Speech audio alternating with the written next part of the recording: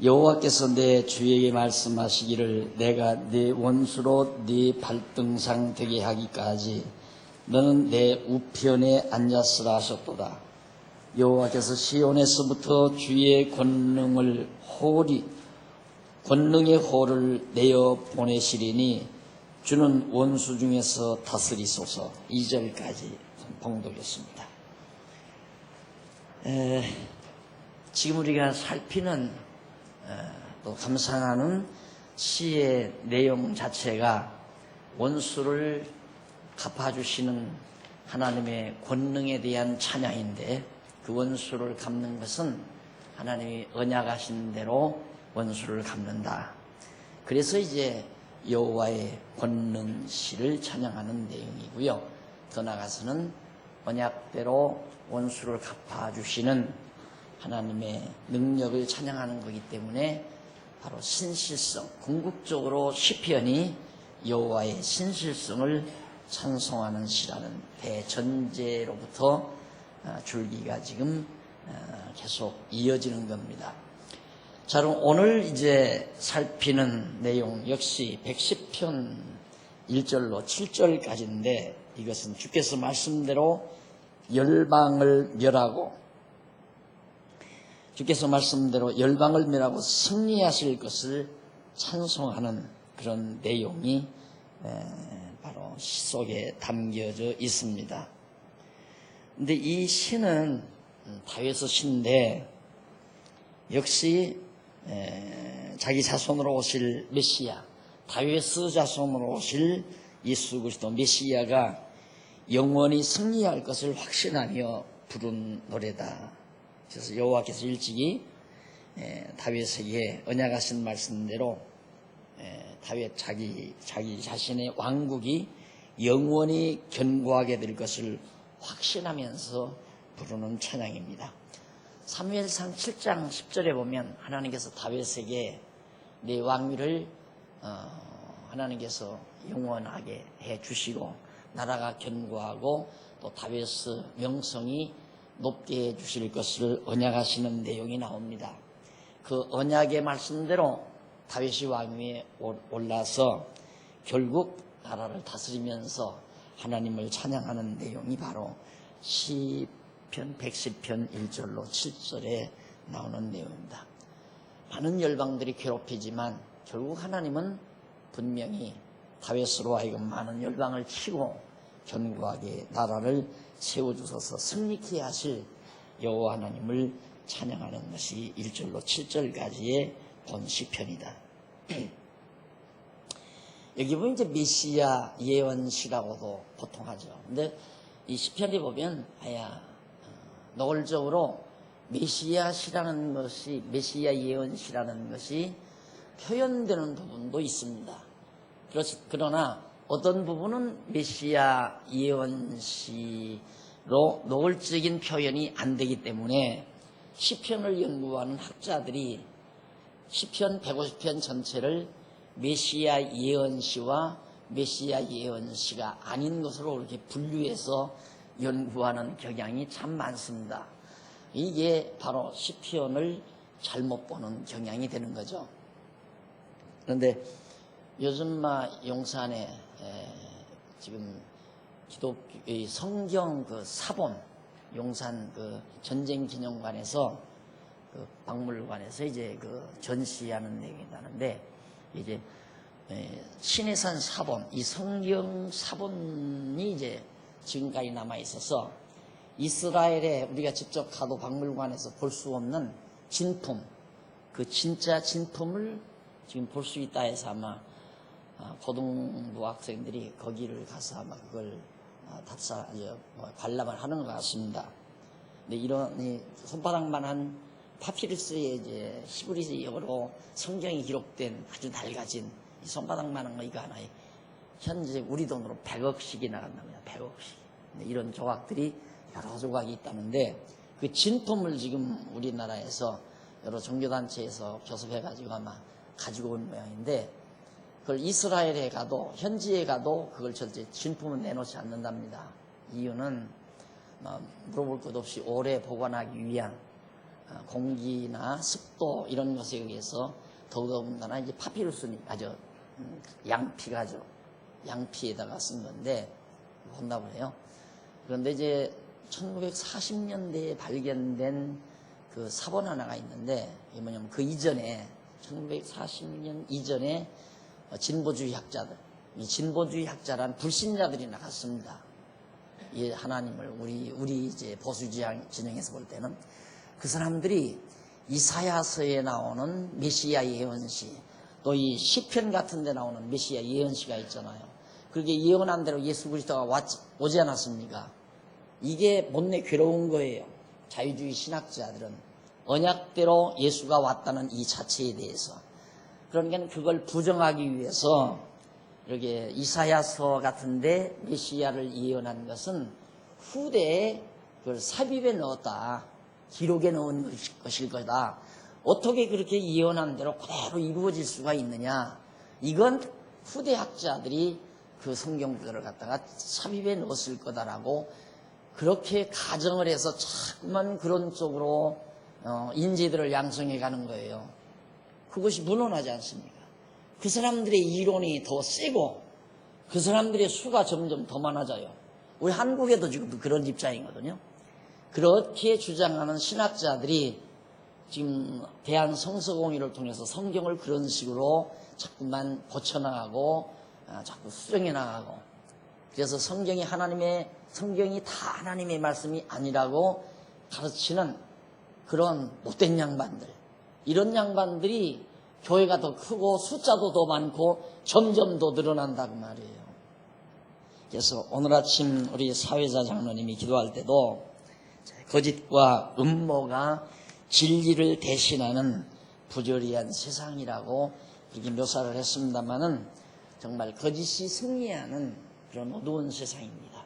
그러나 하나님의 약속대로 다윗의 자손이 오셔서 어두운 세상에 빛으로 오셔서 승리하시는 것은 장차 이 세상이 믿는 자를 볼 수 없으리만큼 캄캄한 세상에 영원한 빛으로 예수 그리스도께서 강림하신다는, 재림하신다는 확실한 소망을 우리는 굽히지 않고 있습니다. 이 소망 때문에 우리는 비록 지금 현실에서 어두움이 이기는 것 같아도 기죽지 않고 좌절하지 않고, 또 정말 진실을 추구하면서 왕따 당하는 듯 싶어도, 온 세상으로부터 왕따 당하는 듯 싶어도 절대로 좌절하거나 무릎 꿇지 않는 이유가 바로 거기에 있습니다.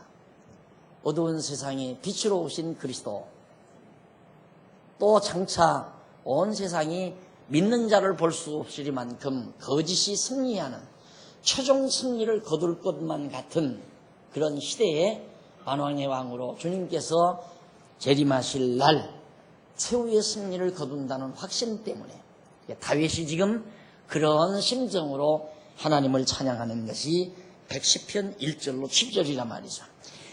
그 가운데서 이제 7절까지 내용 중에 1절로 2절, 이제 봉독해드린 2절까지의 내용을 보면 주께 여호와의 말씀대로 원수를 멸하시기를 바라는 소원을 노래하는 내용입니다. 원수. 근데 거기 여호와께서 내 주에게 말씀하시기를 내가 네 원수로 네 발등상이 되게 하기까지 너는 내 우편에 앉으라 하셨도다. 그러니까 예수님께서 부활 승천했잖아요. 그 승천한 사실이 다윗이 노래로 이렇게 예언했던 110편 1절 말씀을 이루기 위해서 예수님이 부활 승천해서 하나님 보좌 우편에 지금 앉아 계시다 이 말이에요. 언제까지 그 우편에 앉으라고 그랬는가? 네 원수로 네 발등상 되게 할 때까지.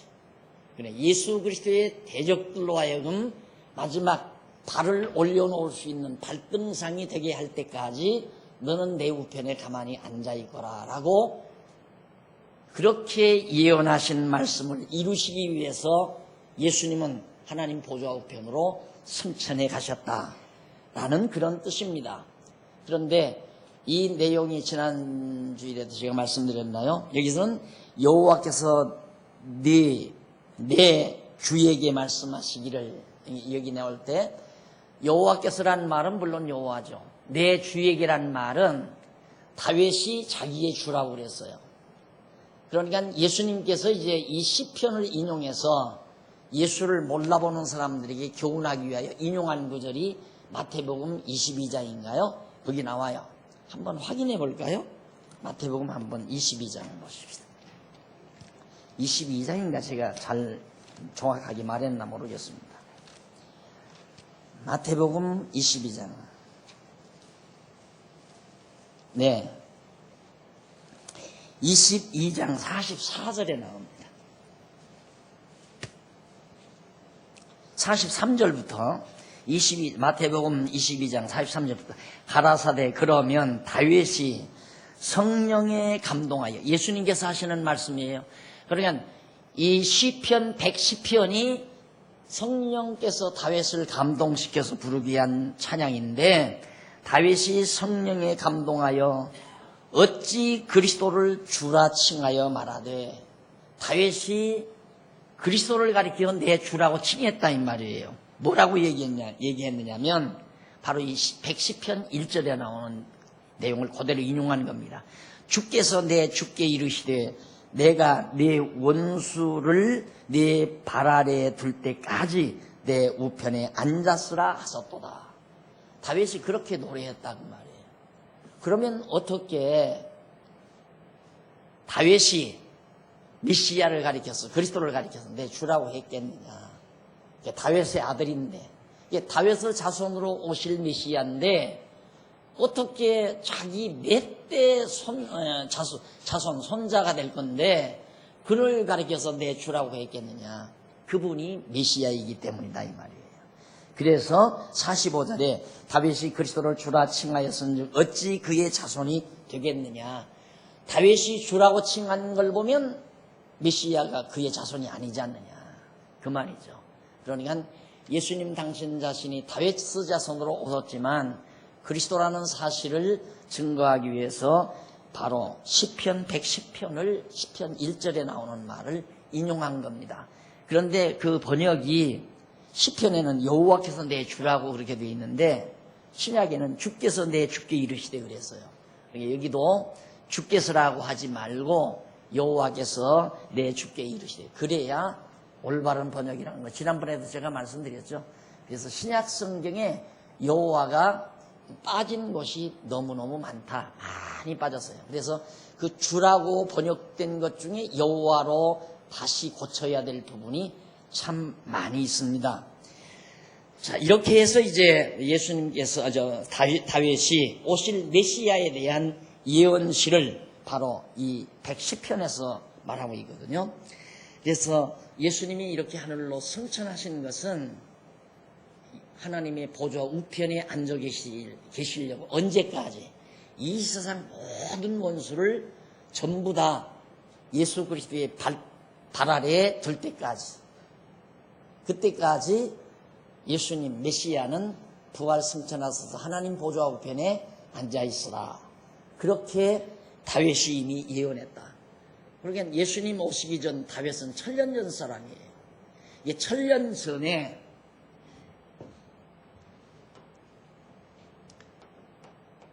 이게 다윗이거든요. 다윗. 이게 천년. 앞으로 예수님 재림이죠. 이게 부활 승천하셨고, 그러니까 이때 다윗이 예언한 대로 메시아가 오셨는데, 예수 그리스도가 오셨는데, 예수 그리스도는 부활 승천하신다 이 말이에요. 왜 승천하시는가? 다윗이 예언한 대로 하나님 보좌 우편에 앉아 계시려고. 언제까지? 이 세상 다 모든 원수, 점점 가면 갈수록 어두운 권세가 팽창해서 그리스도의 권세를, 교회를 대적하는 세력이 강해진다 이 말이죠. 그렇게 강해진 다음 하나님께서 이 모든 어두운 세력들을 전부 그리스도의 발 아래 둘 때까지, 예수님께서 메시아가 질밟게 하실 때까지 너는 내 보좌 우편에, 내 우편에 앉아 있으라. 그 여호와께서 말씀하셨기 때문에 그 여호와의 말씀이니까 그대로 반드시 이루어질 거 아닙니까? 그걸 다윗이 지금 예언하는 거예요. 예언시. 메시아 예언시. 그래서 원수를 다윗 시대에도 다 멸했지만, 따라서 다윗이 왕위에 오르면서 이방 열방, 블레셋이라든가 모압, 암몬, 에돔 족속이라든가 이런 주변 모든 이방 나라들을 전부 다윗이 진멸했잖아요. 그래서 다윗이 40년 동안 대적들을 다 물리치고 그 다음에 아들 솔로몬이 왕위에 올라 있을 때에는 이스라엘 나라를 침범해 들어오는 그런 나라들이 한 사람도 없었어요.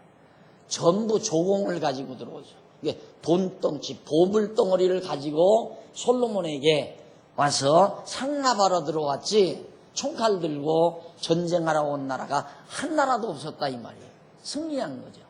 그러니까 다윗이 이 당시에 승리한 것은 장차 예수 그리스도께서 오셔서, 여러분 지난 신문 보셨죠? 제가 사설이 아니라 신년사, 제가 쓴 신년사에 보면 그 내용이 나오죠. 그러니까 하나님께 예수 그리스도가 빛으로 이 세상에 오셔서 완전히 어두운 권세가 팽창할 때예요. 그 어두운 권세가 어떤 거였냐면 로마 제국이죠. 로마가 온 세상을 다 지배할 것처럼 세계 지배를, 세상 지배에 대한 야망을 품고 정말 대단한 때였습니다. 이때에 예수님이 오셨다 이 말이에요. 근데 급기야는 예수님이 로마 군병에 의해서 이방인의 손에 넘겨서 죽임을 당했지만, 죽임당해서 예수님이 패배하는 것 같았어요. 그런데 예수님이 다시 부활했잖아요. 부활하고 예수님 오신 이후, 낮에도 말씀드렸지만 70년에 주 70년에 로마는 폭삭 망해버리고 말았습니다. 그리스도를 대적한 로마가, 예수 그리스도 한 분을 십자가에 못 박아 죽였던 로마는 자기들이 온 세상을 지배할 줄로 착각했던 거죠. 그러나 상상하지 못할 이만큼 로마는 망해버리고 말았습니다. 주 70년에. 그리고 이걸 틈타서 70년에 망한 이후에 그 야망을 버리지 못하고 세계를 정복하려는 야심을 정치 권력으로 지배하려고 하지 않고 종교 권력으로 지배하려고 소위 로만 캐토릭이 바로 이제 이 세상을 지배하기 위해서, 로마 캐토릭이 세상을 지배하기 위해서 로마 교회를, 천주교를 세우게 된 거란 말이죠. 그래서 지금 이 천주교는 전부 로마의 지배를 받고 있습니다. 로마 교회의 지배를 지금도. 그러니까 우리나라 천주교 추기경이 되려면 로마 교황이 인정을 받아야 돼요. 로마 교황의 임명을 받아야 추기경이 돼요. 이게 좀 무서운 세력입니다. 인간적으로 생각하면 로마 교회의 천주교의 세력이란 인간 세력으로 봐서는 이 세상의 최강의 세력이에요. 최강의 세력. 그런데다가 얼마 전에는 이제 로마 동로마, 그러니까 동방교회 그 교주하고 만났죠. 동로마 콘스탄티노플에다가 이제 도읍을 정하고 동로마 제국을 이제 막 세워서 로마가 이제 이쪽 동방으로 세력을 뻗치려고 그렇게 이제 콘스탄티노플에다가 도읍지를 정했잖아요.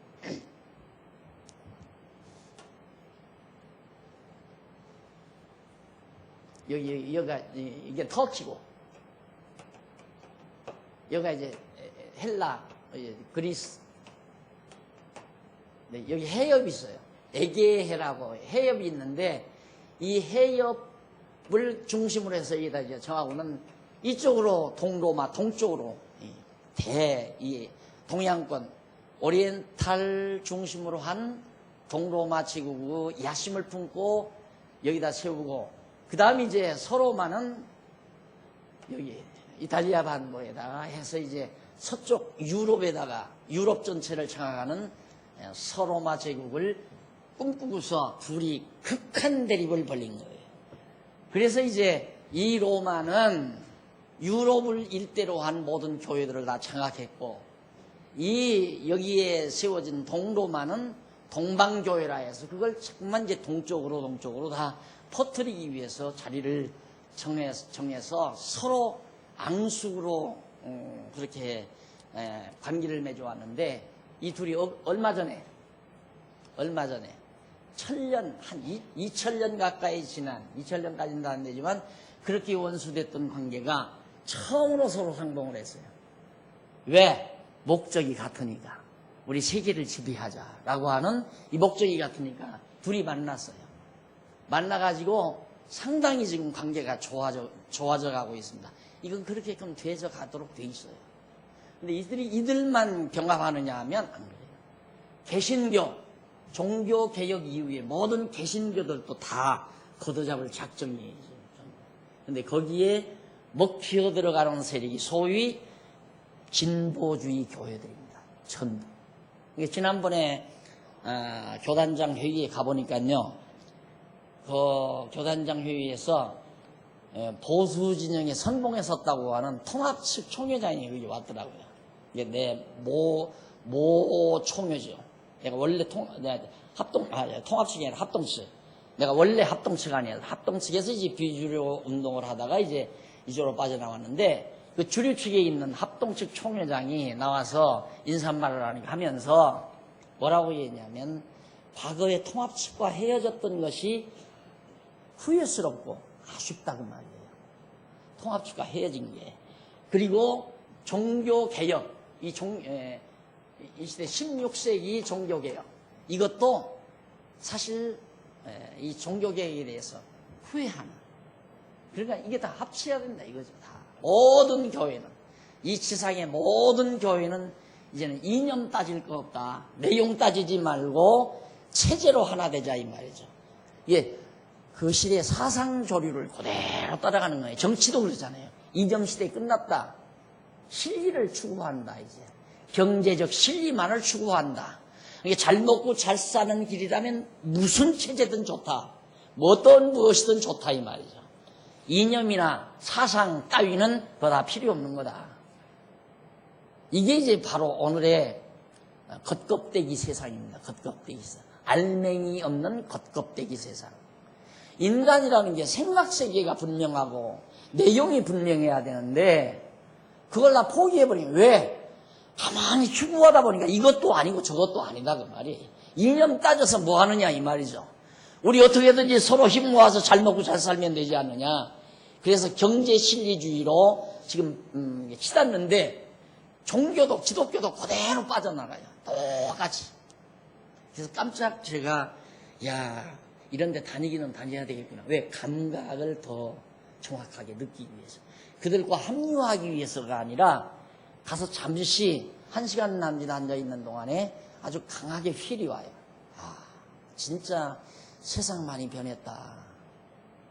그래가지고 이제 그 합동 측 총회장이 나와서 나도 이 진보적인 사고방식을 나도 누구보다 못지않게 가지고 있다. 그런데 아직 우리 교단에는 나이 많으신 어른들이 있어서 목사가 막걸리 한 잔만 마셔도 절대 용납하지 아니하는 그런 세상에 나는 지금 살고 있습니다. 그러니까 이해해 주십시오.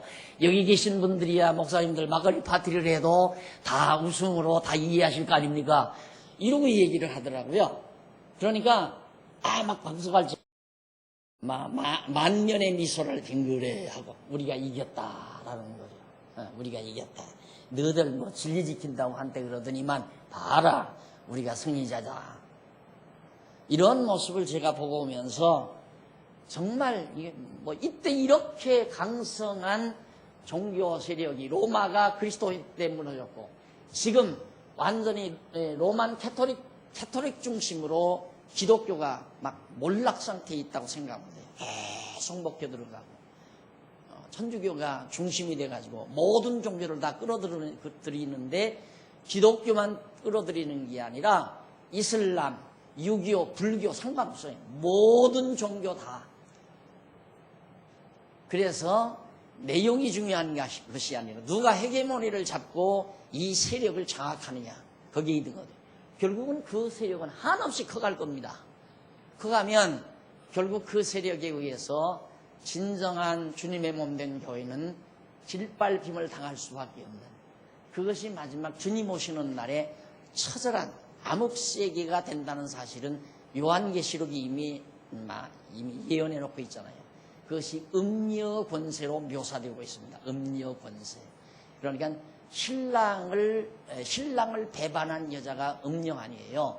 그러니까 신랑 대신 예수 그리스도를 배반하고 완전히 딴 신랑과 더불어 사는 그런 어리석은 로만 캐톨릭을 중심한 모든 종교 세력, 그렇게 캄캄한 어두운 권세, 이 권세를 재림하시는 예수님의 발 아래에 둘 때까지 너는 성천에서 하나님 보좌 우편에 앉아 있으라. 이것을 다윗이 예수님 오시기 전 천년 전에 예언했는데 그 예언대로 그대로 지금 이루어져 가고 있다는 사실. 그래서 예수님이 직접 이 시편을 인용해서 당신 자신을 예언한 것을 그 시대에 어리석은 자들에게 전해주는 내용을 마태복음 22장에서 살펴본 겁니다.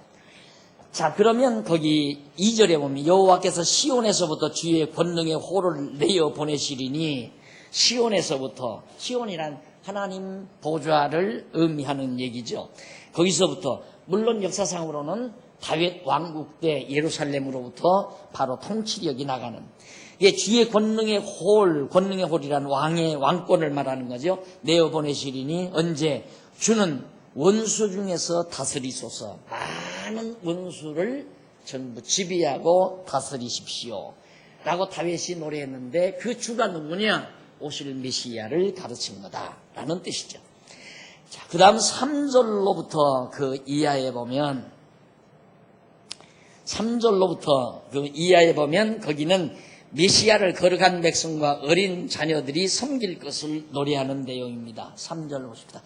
주의 권능의 날에 주의 백성이 거룩한 옷을 입고 즐거이 헌신하니 새벽 이슬 같은 주의 청년들이 주께 나오는도다. 여호와는 맹세하고 변치 아니하시리라. 이르시기를 너는 멜기세덱의 반차를 조차 영원한 제사장이라 하셨도다. 멜기세덱의 반차를 따라 영원한 제사장으로 오실 예수 그리스도가 이 땅 위에 그리스도의 멜기세덱의 반차를 따라서 오신다.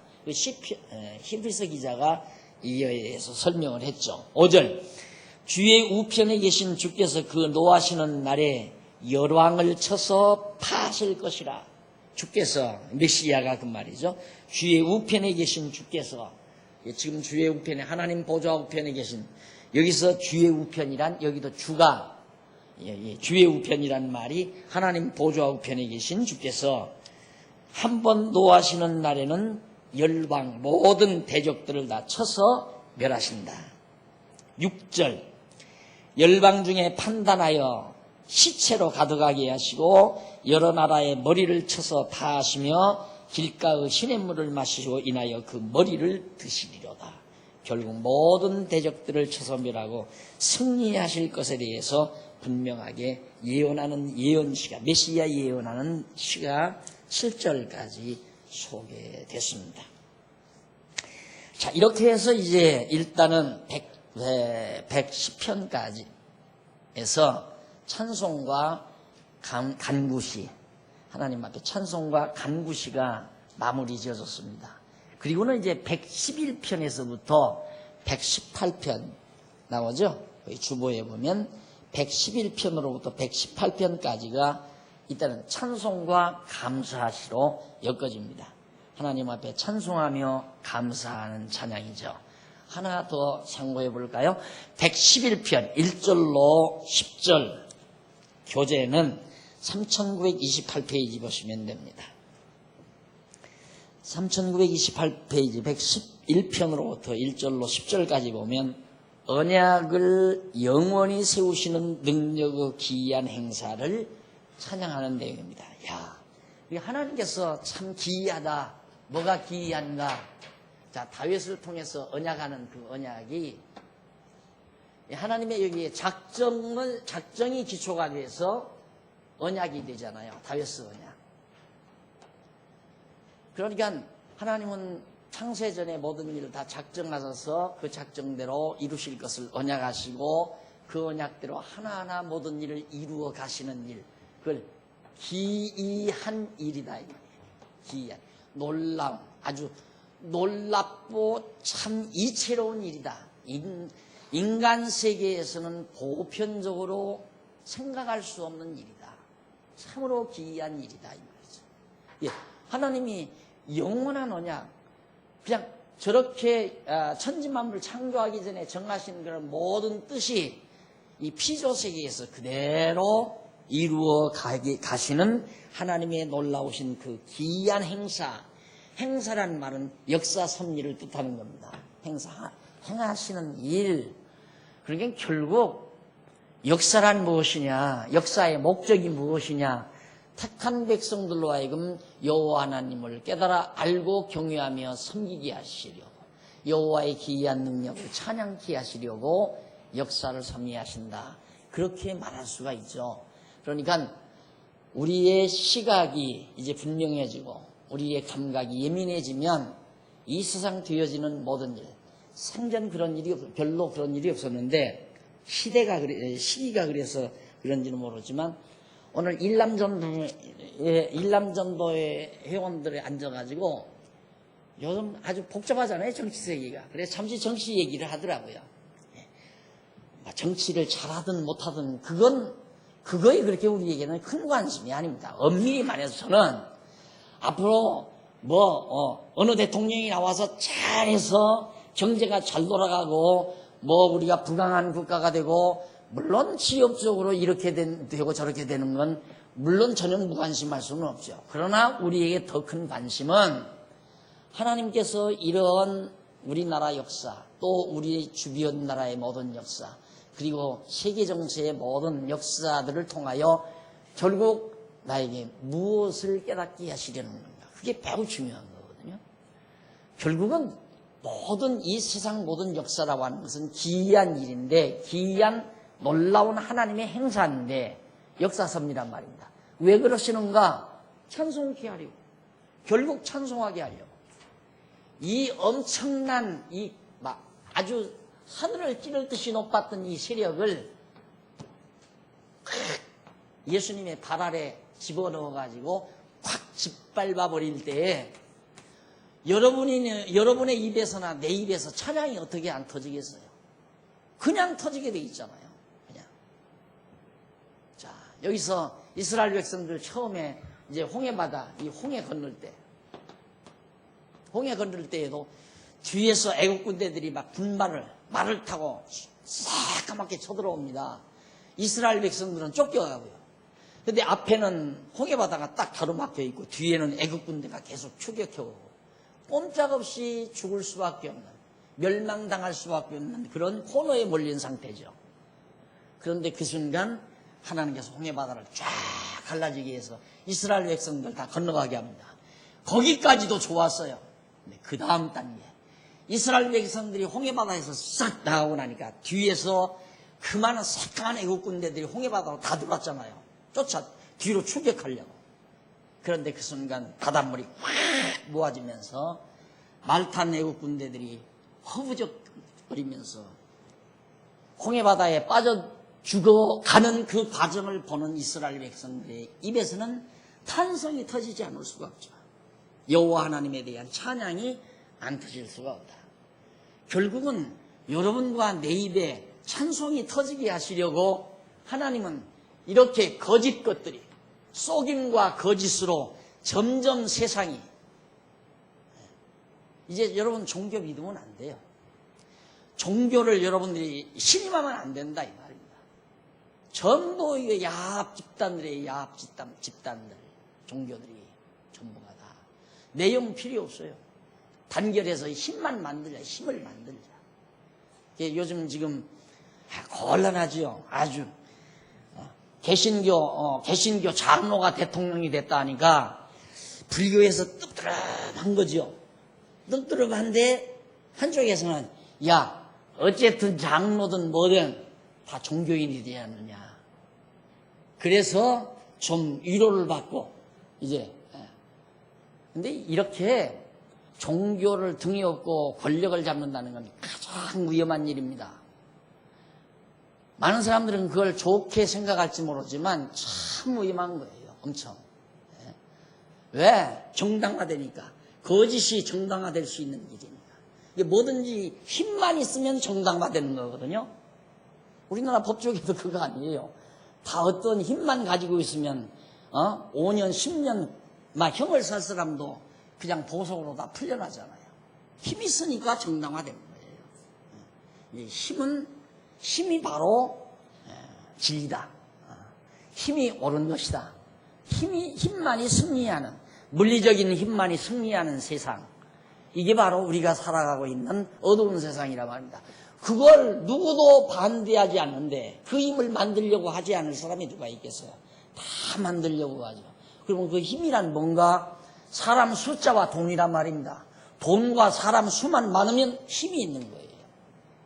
그래서 거기에서 거짓이 싹트기에, 거짓이 움츠리기에 가장 좋은 터전이 힘이 있는 그곳입니다. 힘 있는 곳, 거짓일수록 더욱 힘을 장악하려고 하고, 진실은 그 진실 자체의 힘을 의지하고 사는 거예요.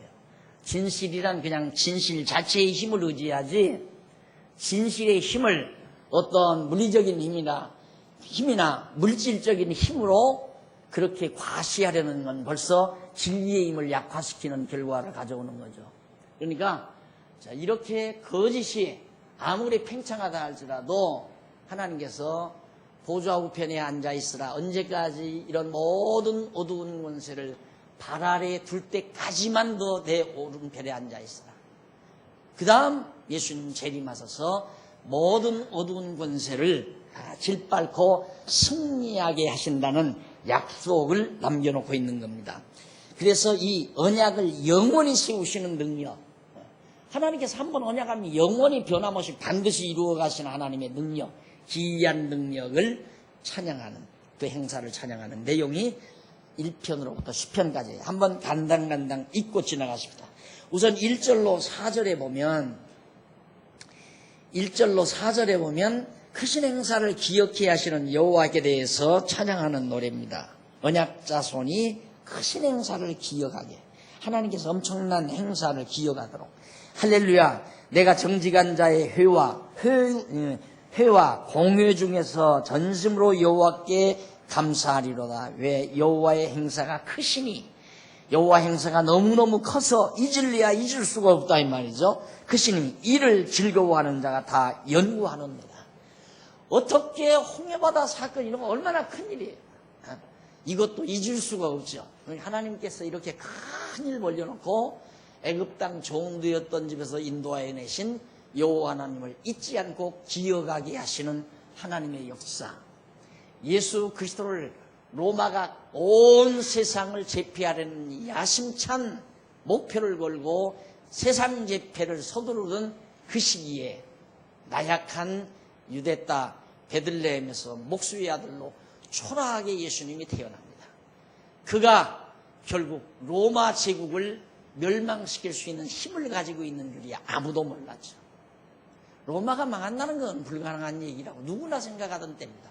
로마가 어떻게 망해요? 로마가 이 세상 지금까지의 역사상 가장 강력한 세력이 있다면 로마 제국입니다.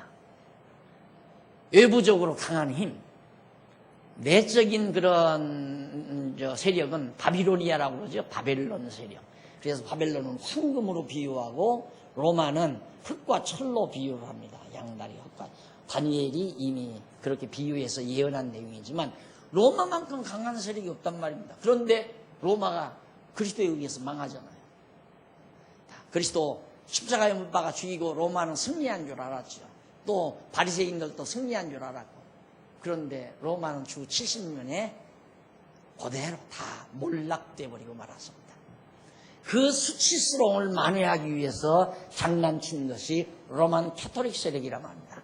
세계를 지배하는 로마 교회가 세계를 지배한다 하니까 콘스탄틴 황제가 야 무슨 소리냐, 너희들이 다 지배하지 못한다. 우리는 동방을 지배하려 한다. 너희들은 서방을 지배해라.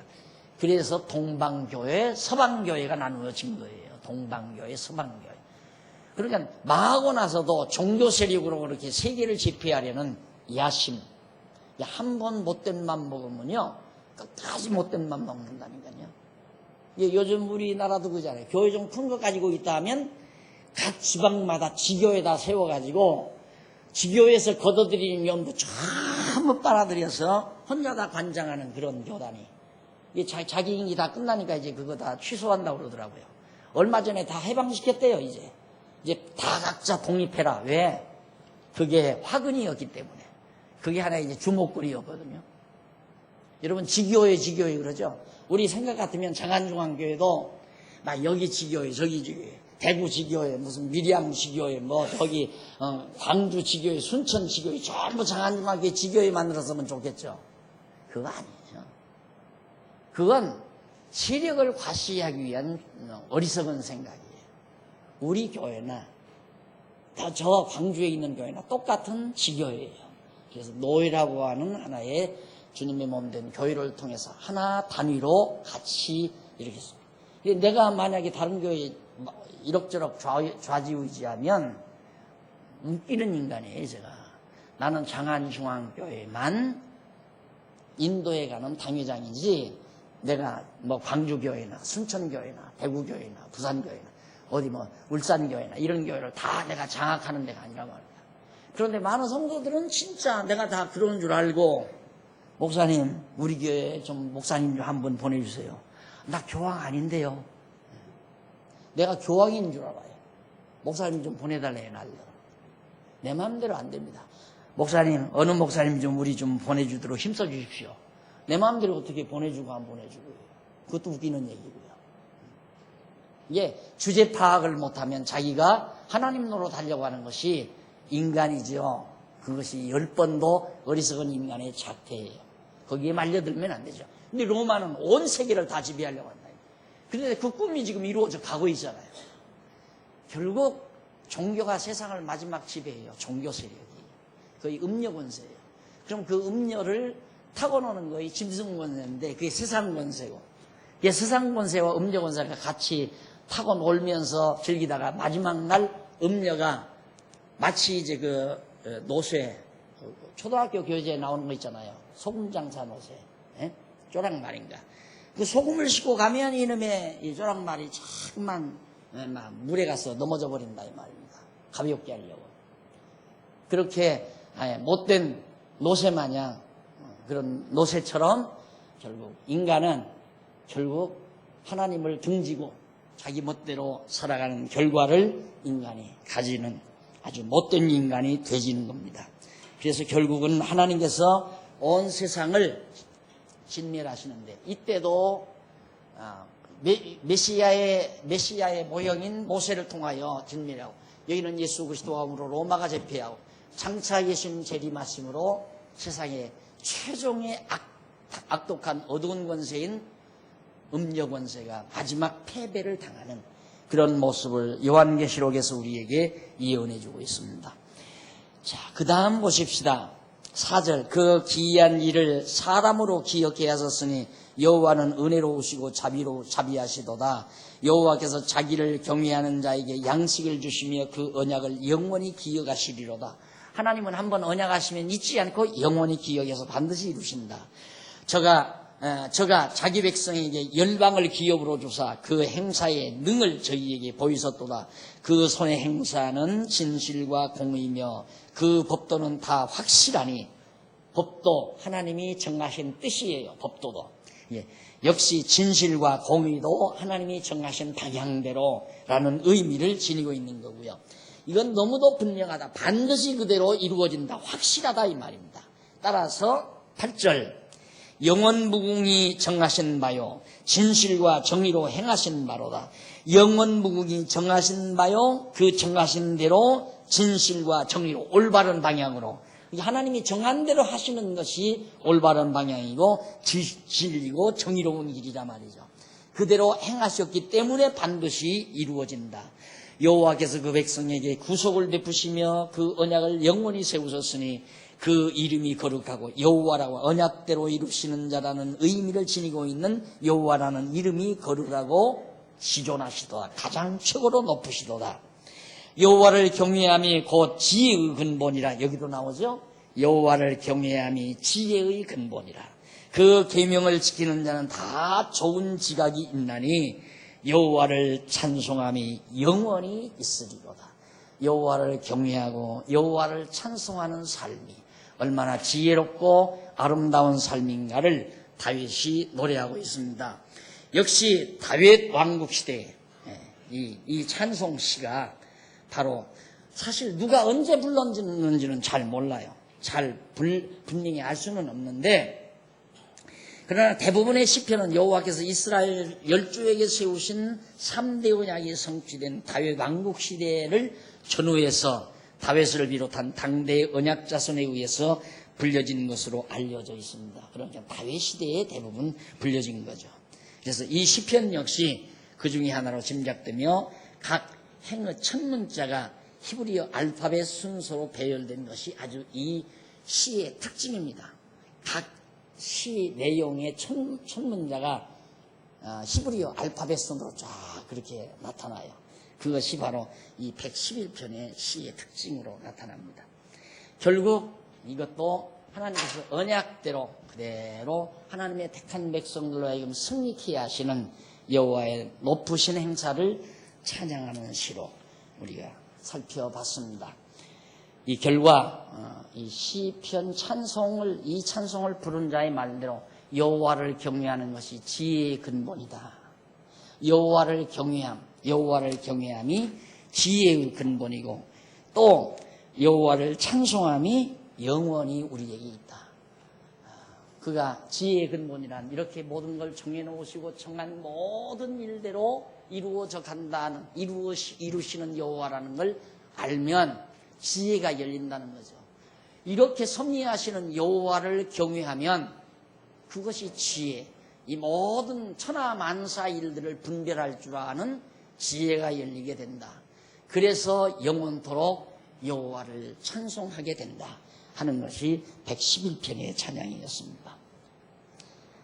기도하십시다. 전능하신 하나님 아버지, 은혜를 감사합니다. 오늘도 언약을 이루셔서 찬양을 받으실 여호와의 기이한 행사와 능력을 찬양하는 다윗의 찬양시를 함께 음미해 봤습니다. 하나님 아버지여, 1000년 전에 다윗을 통해서 예언하신 예언시가 바로 그리스도를 통해서 이루어지고 장차 재림하실 그리스도를 통해서 또 이루어질 것을 저희들은 확신하면서 세상이 아무리 어두고 컴컴하고 거짓이 승리하고 비진리가 득세하는 것 같아도 좌절하지 않게 하시고 절망하지 않게 하시고 최후의 승리에 대한 소망을 분명히 가지고 흔들리지 아니하는 슬기롭고 지혜로운 종들이 되도록 역사해 주시옵소서.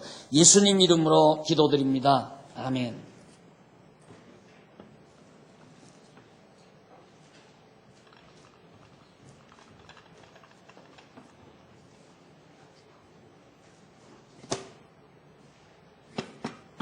찬송가 274장